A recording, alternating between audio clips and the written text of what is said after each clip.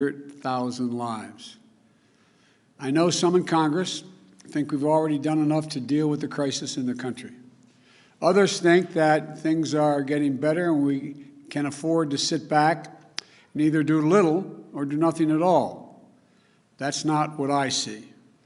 I see enormous pain in this country. A lot of folks out of work, a lot of folks going hungry, staring at the ceiling tonight wondering, what am I going to do tomorrow? A lot of folks trying to figure out how to keep their jobs and take care of their children. A lot of folks reaching the breaking point. Suicides are up, mental health needs are increasing, violence against women and children is increasing. A lot of folks are losing hope. And I believe the American people are looking right now to their government for help, to do our job, to not let them down. So I'm going to act, and I'm going to act fast. I'd like to be doing it with the support of Republicans.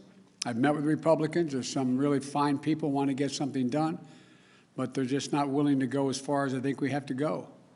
I've told both Republicans and Democrats that's my preference, to work together. But if I have to choose between getting help right now to Americans who are hurting so badly and getting bogged down in a lengthy negotiation, or compromising on a bill that's up to the crisis, that's an easy choice. I'm going to help the American people who are hurting now. That's why I'm so grateful to the House and the Senate for moving so fast on the American Rescue Plan. Here's what's in that plan. First, it puts $160 billion into our national COVID-19 strategy, which includes more money for manufacturing, distribution, and setting up of vaccine sites, everything that's needed to get the vaccines into people's arms. There's simply nothing more important than us getting the resources we need to vaccinate the people in this country as soon, as quickly as possible. So job number one of the American Rescue Plan is vaccines. Vaccines. The second, the American Rescue Plan is going to keep the commitment of $2,000, $600 has already gone out, $1,400 checks to people who need it. This is money directly in people's pockets. They need it. We need to target that money, so folks making $300,000 don't get any windfall. But if you're a family that's a two-wage earner, each of the parents, one making 30 grand, one making 40 or 50, maybe that's a little more than, well, yeah, they need the money, and they're going to get it. And here's what I won't do. I'm not cutting the size of the checks. They're going to be $1,400, period.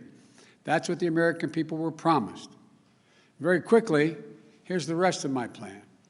It has money for food and nutrition so that folks don't go hungry. I think our Republican friends are going to support that. It extends unemployment insurance, which is going to run out on March 13th of this year to the end of September of this year, because we're still going to have high unemployment. It helps small businesses, thousands of whom have had to go out of business. It has money to help folks pay their health insurance. It has rental assistance to keep people in their homes rather than being thrown out on the street. It's got money to help us open our schools safely. It has money for child care, for paid leave. It gets needed resources of state and local governments to prevent layoffs of essential personnel, firefighters, nurses, folks who are school teachers, sanitation workers. It raises the minimum wage. It's big and it's bold, and it's a real answer to the crisis we're in. That's one more thing, and I want to say it very clearly on this, be very clear on this point. It's better economics.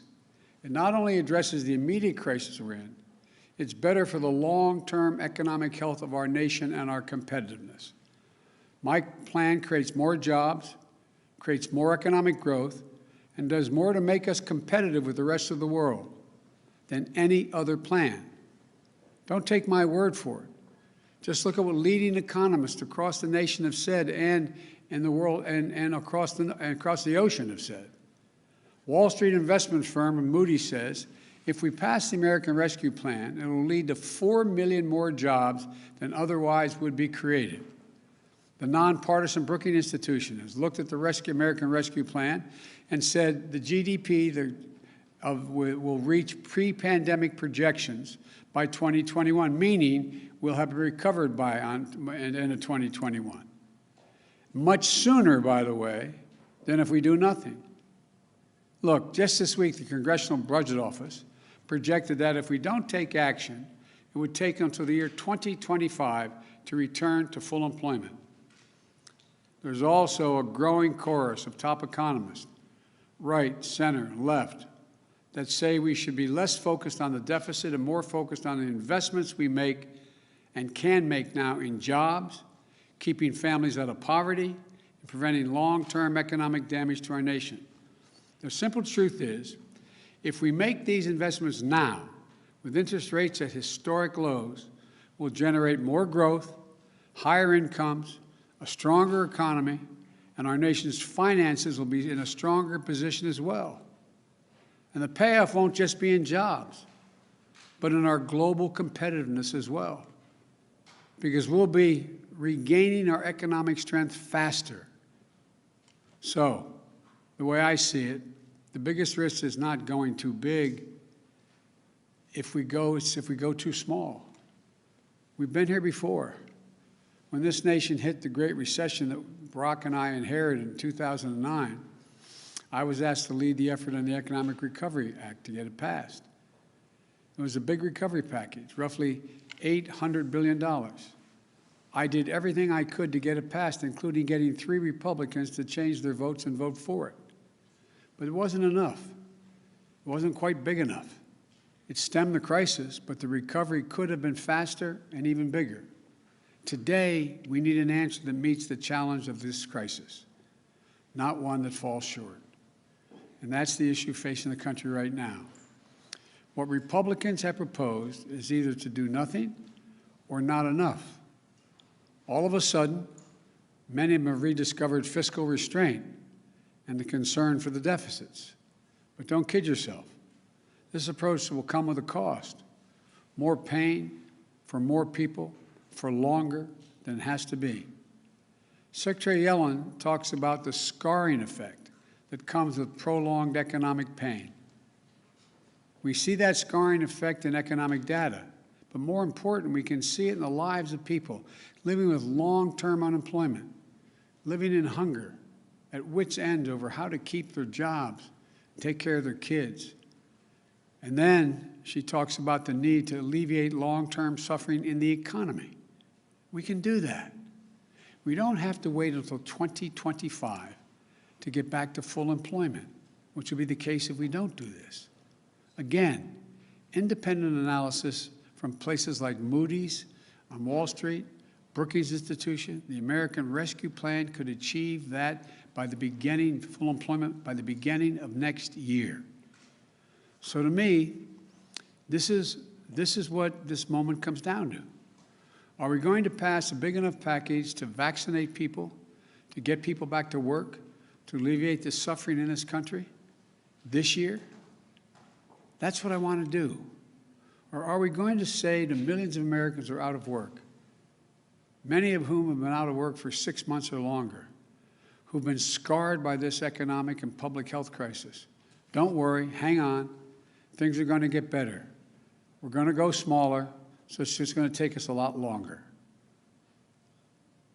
like until 2025. That's the Republican answer right now. I can't in good conscience do that. Too many people in the nation have already suffered for too long through this pandemic and economic crisis. And telling them we don't have the money to alleviate their suffering, to get to full employment sooner, to vaccinate America after $8 trillion in deficit spending over the past 4 years, much of it having gone to the wealthiest people in the country, is neither true nor necessary. We do have the resources to get to full employment sooner. We do have the tools to reduce a lot of suffering in this country. We just have to choose to use them. So it's time to act. We can reduce suffering in this country. We can put people back to work. we can gain control of this virus. That's what the American Rescue Plan does. And that's what I'm determined to do. And that's what I hope we're going to be able to do in the near term. So may God bless you all. May God protect our troops. And I truly believe real help is on the way. Thank you all so very much. Thank you. Mr. President, how could you better target who gets the $1,400 check?